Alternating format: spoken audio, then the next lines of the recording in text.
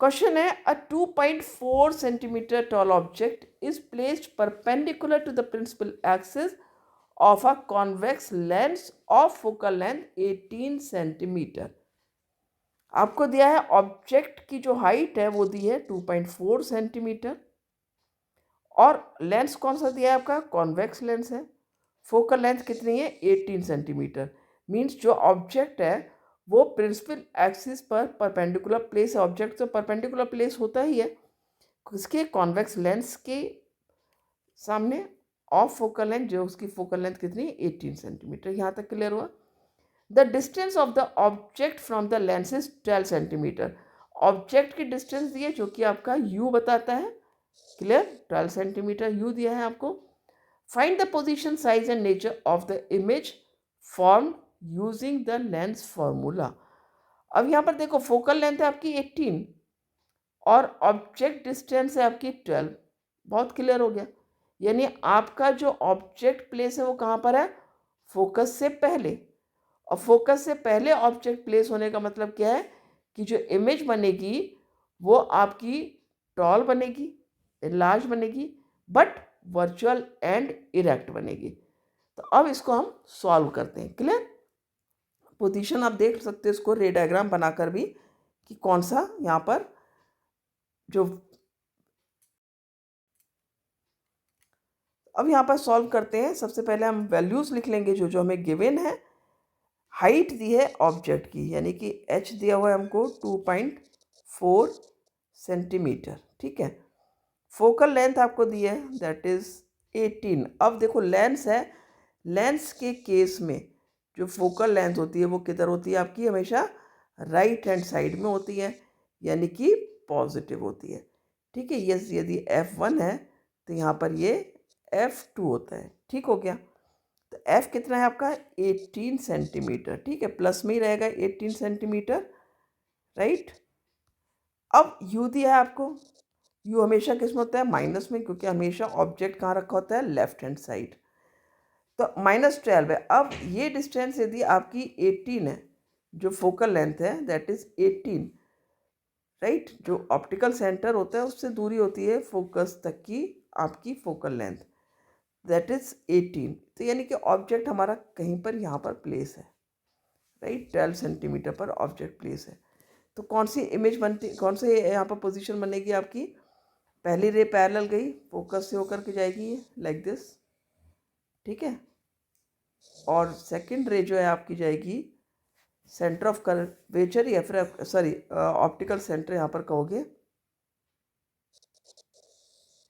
Like this, right.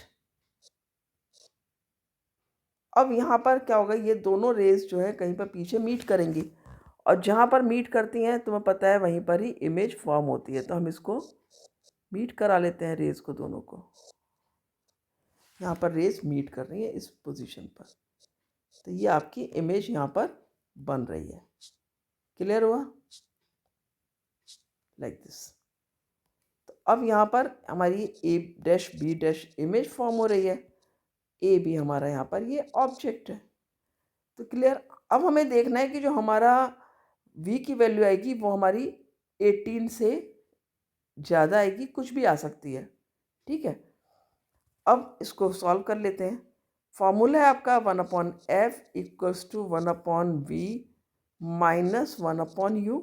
हमें 1/v की value निकालनी है, तो 1/f प्लस 1/u हो जाता है। यहाँ पर 1/f है 18 और u की वैल्यू आपको दी है -12। हमने पुट कर ली वैल्यूज़। अब यहाँ पर आप लोग यहाँ पर मान लो 36 ले सकते हो, ठीक है। 18 टू ज़ा 36 और 12 थ्री ज़ा, लेकिन यहाँ पर माइनस में आएगा, right. So 1/v equals to हो जाता है -1/36। तो कितनी आई आपकी v की value, v equals to -36, reciprocal हो जाएगा यहाँ पर, ठीक है। सेंटीमीटर लिख लो यहाँ पर, 36 सेंटीमीटर। तो ये आपकी v की वैल्यू आ जाती है। क्लियर हो गया। तो हमारा आंसर जो पोजीशन है वो आ गई है। अब आपसे कहा साइज भी निकालना है, nature of the image formed. Nature हमें पता है, नेचर क्या है, virtual and erect, virtual and erect nature हमारी आ गई, ठीक है, that is nature of the image, virtual and erect, ये हमारा दूसरा आंसर आ जाता है। तीसरा आपको हाइट ऑफ द इमेज, तो जो मैग्निफिकेशन का फार्मूला होता है यहाँ पर वो लगेगा आपका, मैग्निफिकेशन का फार्मूला होता है आपका HI/H इक्वल्स टू V/U, ठीक है। अब हमें H की वैल्यू दी है, V और U पता है, तो हम इसको रख लेते हैं यहाँ पर, H' निकालना है, राइट। तो HI आपको निकालना है V/U और मल्टीप्लाई H आ गया, V है हमारा -36, U है हमारा -12 और मल्टीप्लाई 2.5 हमारा H है। H हमेशा आपका पॉजिटिव में रहता है क्योंकि ऑब्जेक्ट की जो पोजीशन है वो अपराइट पोजीशन होती है हमेशा। तो HI यानी हाइट ऑफ इमेज कितनी आ गई आपकी, 12 3 36, तो 3 5 15 और 3 2 6 और 1 7.5 सेंटीमीटर। और ये भी देखो प्लस में आया आंसर क्योंकि हमारी जो इमेज बनी है वो अपराइट पोजीशन में बनी है। 7.5 हाइट ऑफ द इमेज हमारी बढ़ जाएगी, ये 2.4 था, मैंने 2.5 लिख दिया, इसको करेक्ट कर लो, 2.4 कर लेते हैं इसको, तो आ जाता 3 4 12 और 3 2 6 1 7, तो 7.2, ठीक है, लगभग लगभग सेम है। ये आपका हाइट ऑफ द इमेज आ गया आंसर। तो इस तरह से हमारे सारे आंसर आते हैं। मेन आपका सिर्फ रीडिंग होता है।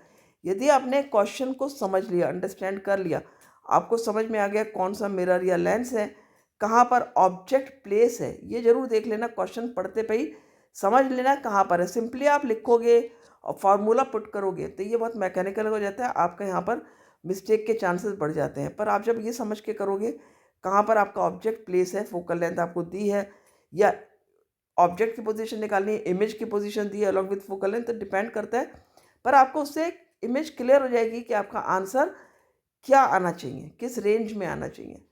और तब जब आप करोगे और साथ में डायग्राम पूछा है या नहीं पूछा है आप बना लो, यदि नहीं पूछा है तो आप रफ में बना लो, ठीक है, पर बना जरूर लो जिससे आपको वो चीज़ें क्लियर हो जाए। तो मिलते हैं नेक्स्ट वीडियो में। आई होप बहुत अच्छे से आपने समझ लिया होगा इसको। Thank you.